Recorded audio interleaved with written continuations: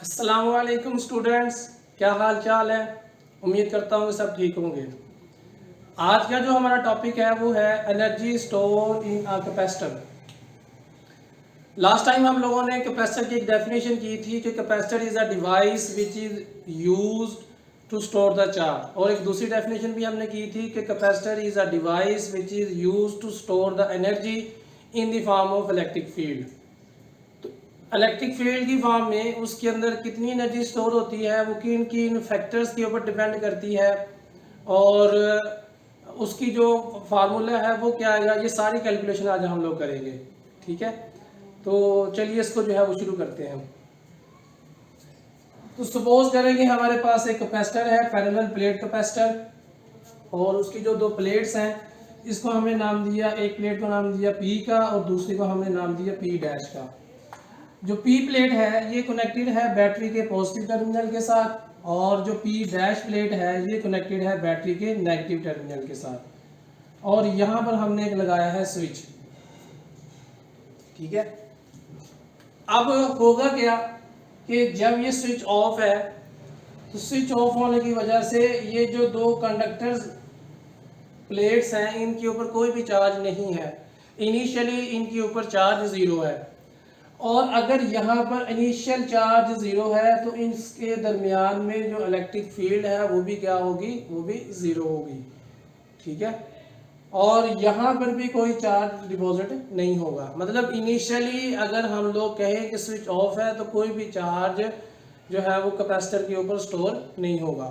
उसके बाद हमने क्या किया कि हमने जो है वो स्विच को ऑन कर दिया। यहाँ से जैसे ही हम लोग स्विच को ऑन करेंगे तो अब क्या होगा, अब यहाँ से एक पॉजिटिव चार्ज जो है वो जाएगा और यहाँ पर आके एक पॉजिटिव चार्ज जो है वो डिपॉजिट हो जाएगा।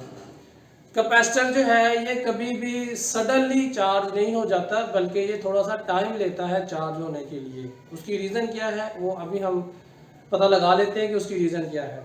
तो जैसे ही हमने स्विच को ऑन किया तो इन्हीं पहले जो है वो एक चार्ज आ गया इसके ऊपर।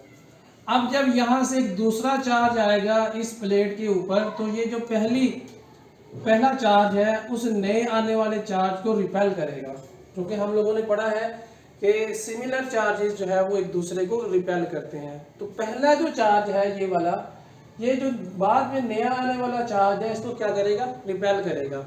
तो बैटरी को वर्क करना पड़ेगा, बैटरी हैज़ टू वर्क। जब कोई चार्ज नहीं था तब बैटरी को वर्क नहीं करना पड़ा, इतना वर्क नहीं करना पड़ा। लेकिन जैसे ही वहाँ पर एक चार्ज आ गया, अब दूसरा चार्ज हमें डिपॉजिट करवाना है, तो दूसरा चार्ज डिपॉजिट करवाने के लिए बैटरी को पहले चार्ज की निस्बत ज़्यादा वर्क करना पड़ेगा। अब यहाँ पर होगा क्या कि जब दूसरा चार्ज यहाँ पर आएगा तो इनके दरमियान में रिपल्शन होगी। रिपल्शन होने की वजह से बैटरी को ज़्यादा वर्क करना पड़ेगा अगेंस्ट दी फील्ड या against the electric field of first charge.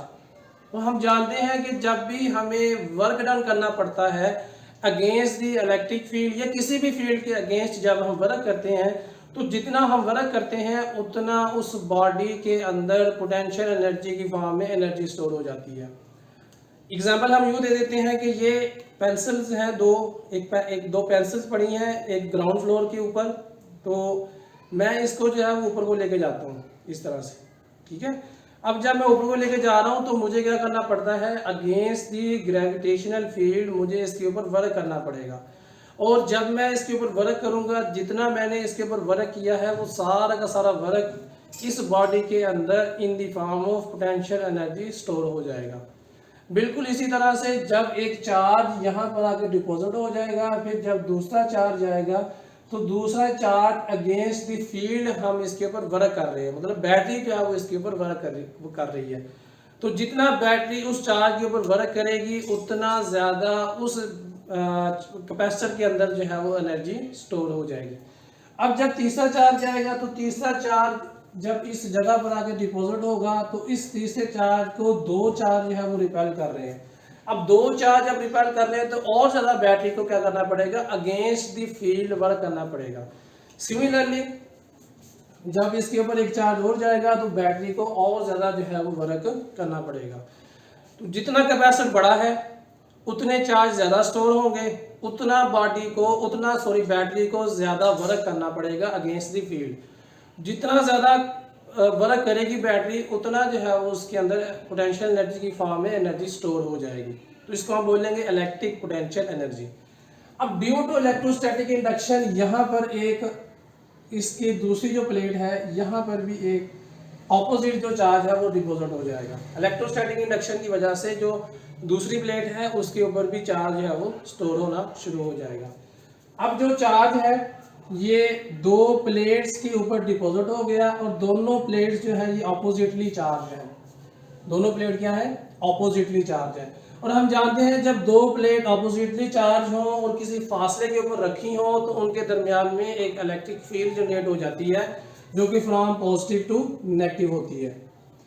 और जो हमारी एनर्जी स्टोर होती है असल में वो इसी इलेक्ट्रिक फील्ड की फॉर्म में ही कैपेसिटर के अंदर एनर्जी स्टोर हो जाती है।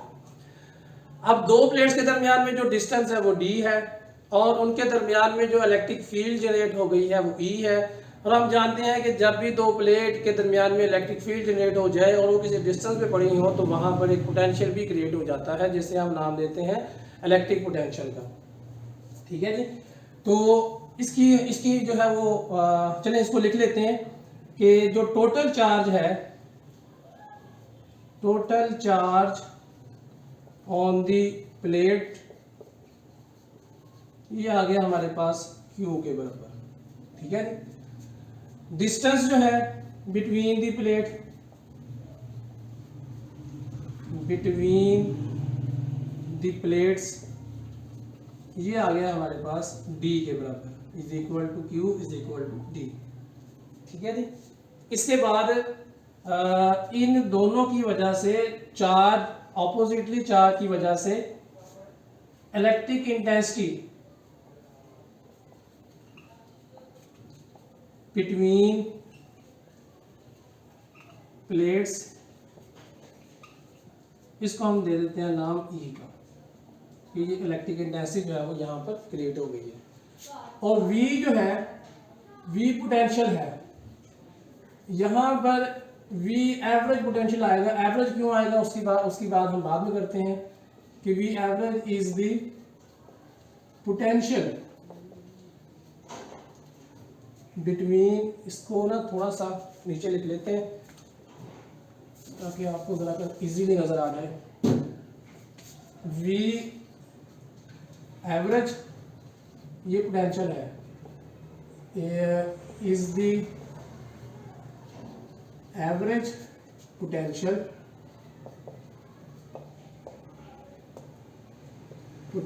Between the plates. ठीक है जी। अच्छा जी, यहां तक तो होगी बात क्लियर। लास्ट टाइम हम लोगों ने पोटेंशियल का एक फार्मूला पढ़ा था। पोटेंशियल इज इक्वल टू होता है वर्क डन ओवर चार्ज के बराबर। ठीक है जी। तो यहां से जो वर्क है वो इज इक्वल टू आ जाएगा QV के बराबर। ठीक है। और अगर हमारे पास नंबर ऑफ चार्जेस ज्यादा है, टोटल चार्ज Q है, तो यहां पर आ जाएगा QV के बराबर। ठीक है। अब ये होता है हमारे पास वर्क का फार्मूला। ठीक है। तो इनिशियली क्या था, इनिशियली जब हमारे पास यहाँ पर सिंगल चार्ज आया था तो सिंगल चार्ज की वजह से बैटरी को वर्क नहीं करना पड़ा। तो इनिशियली जो वर्क था वो जीरो था, क्योंकि इनिशियली जो हमारे पास पोटेंशियल था वो जीरो था। लेकिन जैसे ही यहाँ पर एक चार्ज आ गया, उसके बाद फिर जब दूसरा चार्ज आएगा तो अब पोटेंशियल क्रिएट हो चुका है, तो अब पोटेंशियल जो है वो उसका ज्यादा हो रहा है, जिसकी वजह से वर्क भी जो है वो ज्यादा हो जाएगा। ठीक है जी। तो इनिशियली जो पोटेंशियल था, इनिशियल पोटेंशियल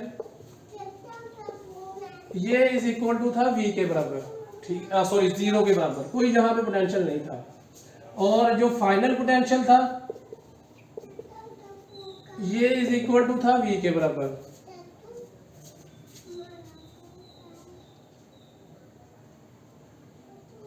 ठीक है जी।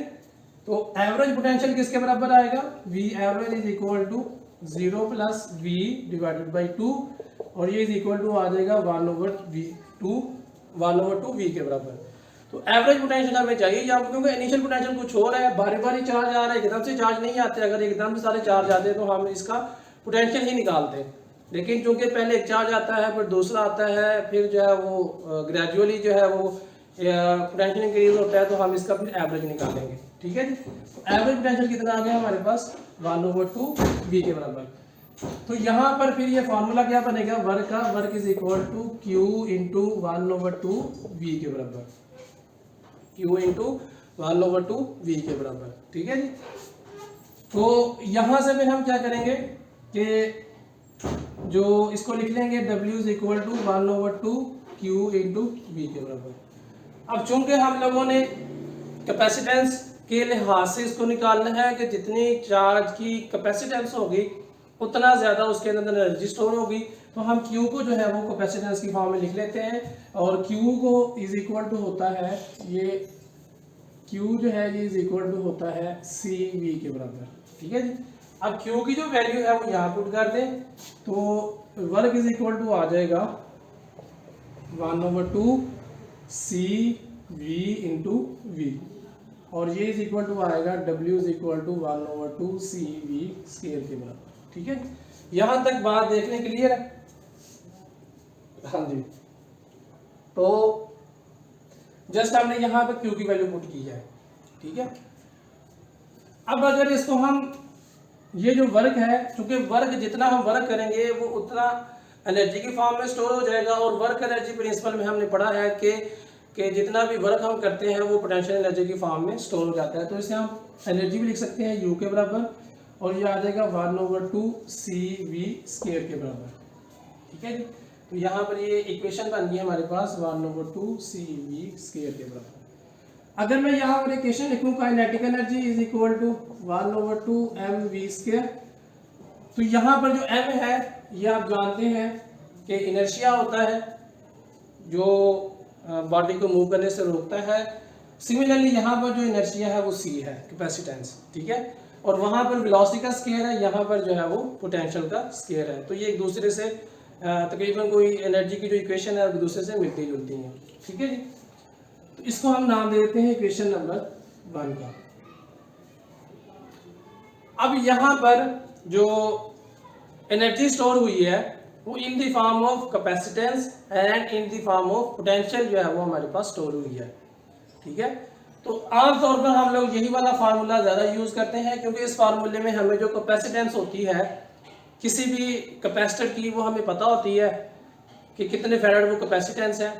फिर उसके बाद यहाँ पर जो बैटरी का पोटेंशियल है ये भी हमें पता होता है, और हम कहते हैं कि जब कैपेसिटर फुली चार्ज हो गया है तो जितना पोटेंशियल बैटरी का है उतना ही पोटेंशियल जो है वो दो प्लेट के दरमियान में भी आ गया। तो पोटेंशियल की वैल्यू भी हमें पता होती है, तो हम यहाँ पर जो है वो C की वैल्यू कैपेसिटर से पता कर लेंगे, कैपेसिटर के ऊपर लिखी होती है। और V जो है ये हमें पता होता है कि बैटरी का पोटेंशियल जो है वो हमने कितना अप्लाई किया है, तो दोनों को हम मल्टीप्लाई करके V का स्केल लेकर दोनों को मल्टीप्लाई करके हम उसके अंदर जो एनर्जी स्टोर हो रही है वो हम लोग निकाल सकते हैं। लेकिन ये जो एनर्जी है ये इन the form of capacitance and potential है। यहाँ पर देखिएगा, यहाँ पर जो एनर्जी है ये इन the form of charge and potential है। तो चार्ज जो है वो हमें यहाँ पर कैपेसिटर के ऊपर डिपॉजिट हो नजर नहीं आता, इसलिए हम ये जो क्वांटिटी है इसको ज़रा मेजर करना मुश्किल काम है, इसके साथ ज़रा डील करना मुश्किल काम है, इसलिए हम आमतौर पर यही वाला फार्मूला यूज़ करते हैं। हमारी जो कैलकुलेशंस हैं उनके अंदर भी, न्यूमेरिकल के अंदर भी, और आम रोज़मर्रा ज़िंदगी के अंदर भी हम लोग यही वाला फार्मूला यूज़ करते हैं। लेकिन हम लोगों ने यहाँ पर जो एनर्जी स्टोर करनी है वो in the form of electric field करनी है, इलेक्ट्रिक इंटेंसिटी की फॉर्म में हमने करनी है। तो अगर इलेक्ट्रिक इंटेंसिटी इसमें होगी तो हमें पता चलेगा कितनी एनर्जी यहाँ पर स्टोर हुई है। ठीक है जी। अब आप जानते हैं कि जब दो पैरेलल प्लेट्स होती हैं उनके दरमियान में डिस्टेंस d होता है, और उनके दरमियान में जो इलेक्ट्रिक फील्ड E होती है, इलेक्ट्रिक इंटेंसिटी E होती है, तो उसकी वजह से जो है वहाँ पर पोटेंशियल क्रिएट हो जाता है। तो उसको हम लिख सकते हैं, आपने पढ़ा था E इज इक्वल टू होता है V/D, जिसको हमने पढ़ा था negative potential of the gradient. ठीक है, वो नेगेटिव साइन हम यहाँ इग्नोर कर रहे हैं। तो यहाँ से फिर जो है वो V इज इक्वल टू आ जाएगा ED के बराबर। ठीक है, इसको इक्वेशन नंबर 2 का नाम दे दें, where E is the electric intensity between two parallel plates and D is the distance या separation between two parallel plates and V is the potential. और सी जो है वो लास्ट टाइम हमने निकाला था, C for medium capacitance of the parallel plate capacitor when we place a dielectric between them। ठीक है जी, इसकी वैल्यू हमने लास्ट टाइम निकाली थी और वो थी A E naught E R divided by D के बराबर। ये लास्ट टाइम हम लोगों ने फाइंड आउट की थी कि जो दो पैरेलल प्लेट्स होती हैं उनकी जो कैपेसिटेंस होती है वो इस फार्मूले की मदद से हम लोग निकाल सकते हैं। तो इसको हम नाम दे देते हैं इक्वेशन नंबर 3 का। ठीक है जी, तो हमने ये एक फार्मूला बनाया, इस फार्मूले के अंदर हम लोगों ने Q की वैल्यू पुट की, तो वो आ गया 1/2 CV² के बराबर। और फिर उसके बाद हम लोगों ने V की वैल्यू फाइंड आउट की by using potential gradient, electric potential gradient, तो V इक्वल टू आ गया ED के बराबर। और लास्ट टाइम हम लोगों ने C मीडियम की वैल्यू निकाली थी A epsilon naught epsilon R divided by D, जहाँ पर A जो है ये इन प्लेट्स का जो है वो एरिया है, E नॉट जो है ये relative permittivity, permittivity of free space, E r relative permittivity and D is the distance between two parallel plates. ठीक है जी, अच्छा इसके बाद फिर आगे हम चलते हैं। आगे हमने क्या करना है, जो इक्वेशन नंबर 2 और 3 है इसको हम पुट कर देंगे इक्वेशन नंबर 1 के अंदर। ठीक है जी, तो पुट इक्वेशन 2 and 3 इन 1 के अंदर हमने इसको पुट कर देना है। तो ये u इज इक्वल टू आ जाएगा 1/2 इंटू सी की वैल्यू हमने क्या लगानी है, a epsilon naught epsilon r divided by d, और v है क्योंकि उसका हम स्केयर भी लेना है तो हम लिखेंगे e d इसका होल स्केयर। ठीक है, ई डी इसका होल स्केयर आ जाएगा। अब यहां से u इज इक्वल टू आ जाएगा 1/2 a epsilon naught epsilon r divided by d into E square D square. तो यहां से ये स्केयर ये d के साथ कैंसिल आउट हो जाएगा और ये बन जाएगा u is equal to 1/2 a epsilon naught epsilon r E square. तो ये हमारे पास एनर्जी का फार्मूला आ जाएगा। ठीक है जी, अब यहाँ पर देखिएगा कि एनर्जी किस फैक्टर के ऊपर डिपेंड करती है। सबसे पहले एरिया के ऊपर, एरिया कितना है प्लेट्स का। अगर एरिया बड़ा होगा, बड़ी हमने प्लेट्स ली हैं तो उसकी जो एनर्जी स्टोर है वो ज़्यादा हो जाएगी। उसके बाद मीडियम के ऊपर, अगर ER की वैल्यू ज़्यादा है तो जारी बात है कि एनर्जी ज़्यादा स्टोर होगी। दूसरा जो है वो इलेक्ट्रिक इंटेंसिटी के ऊपर, इलेक्ट्रिक इंटेंसिटी का यहाँ पर स्केयर है। ठीक है, तो इलेक्ट्रिक इंटेंसिटी जितनी ज़्यादा होगी, या आप दूसरे अल्फाज में बोलें कि जितना ज़्यादा पोटेंशियल का डिफरेंस प्लेट्स के दरमियान में होगा तो उतनी ज़्यादा इसके अंदर एनर्जी स्टोर होगी। और पोटेंशियल डिफरेंस कैसे ज़्यादा होगा, चार्ज को बढ़ाने से। तो जितना हम चार्ज उसके ऊपर ज़्यादा डिपोजिट करवाएंगे उतनी ज़्यादा जो है वहाँ पर एनर्जी स्टोर हो जाएगी। ठीक है, अच्छा यहाँ पर इसको हम यहाँ पर एक डी भी आएगा, ये डी इसके साथ कट गया था, यहाँ पर ये डी भी आएगा। सेपरेशन, जितना ज़्यादा उनके दरमियान में सेपरेशन होगी, जितनी ज़्यादा प्लेट के दरमियान में सेपरेशन ज़्यादा होगी उतनी उनके अंदर एनर्जी जो है वो ज़्यादा स्टोर होगी। ठीक है, तो यहाँ से ए और डी इसको इकट्ठा लिख लें। U is equal to a 1/2 epsilon naught epsilon r E square into a d। A is the area and D is the distance between two plates। तो एरिया के अंदर दो लेंथें होती हैं, फिर ये तीसरी लेंथ भी उसके साथ शामिल कर दें तो ये वॉल्यूम बन जाएगा। तो इसको हम लिखेंगे U is equal to 1/2 epsilon naught epsilon r E square into volume of the capacitor, कि कैपेसिटर के दरमियान में कितनी जगह है और कैपेसिटर का जो एरिया है प्लेट्स का वो कितना है, तो ये वॉल्यूम बन जाएगा। इस वॉल्यूम को आप इधर डिवाइड कर दें तो ये बन जाएगा over 1/2 epsilon naught epsilon r into E square. ठीक है जी, और U ओवर V क्या बन जाएगा, एनर्जी डेंसिटी बन जाएगा। Energy per unit volume is called energy density. और जो एनर्जी डेंसिटी होती है इसको हम लिखेंगे UD के साथ, एनर्जी डेंसिटी, कि एक वॉल्यूम के अंदर, पर यूनिट वॉल्यूम के अंदर कितनी एनर्जी जो है वो स्टोर हुई है। तो U D is equal to आ गया 1/2 epsilon naught epsilon R into E square. तो यू डी जो है ये energy density is directly proportional आ जाएगी ई स्क्वायर के। 1/2 एप्सिलॉन नॉट एप्सिलॉन आर ये सारे क्या हैं, ये कांस्टेंट के बराबर है। तो जो हमारी एनर्जी है वो डायरेक्टली ई के साथ जो है वो रिलेट कर रही है कि जितनी ज़्यादा इलेक्ट्रिक इंटेंसिटी होगी उतनी ज़्यादा उसके अंदर एनर्जी स्टोर हो जाएगी, और जितनी इलेक्ट्रिक इंटेंसिटी कम होगी उतनी एनर्जी जो है वो इलेक्ट्रिक इंटेंसिटी जो है वो कम हो जाएगी। तो ई स्क्वायर के साथ इसका रिलेशन है, डायरेक्ट रिलेशन है, ठीक है जी। तो हम इलेक्ट्रिक इंटेंसिटी को बढ़ाते जाएँ तो एनर्जी जो है वो हमारी बढ़ती जाएगी, ठीक है जी। तो यहाँ तक किसी किस्म की कोई कन्फ्यूजन हो तो आप मुझे जो है वो फिर कमेंट बॉक्स के अंदर पूछ सकते हैं। बाकी इंशाल्लाह फिर नेक्स्ट लेक्चर के अंदर करेंगे। अल्लाह हाफिज़।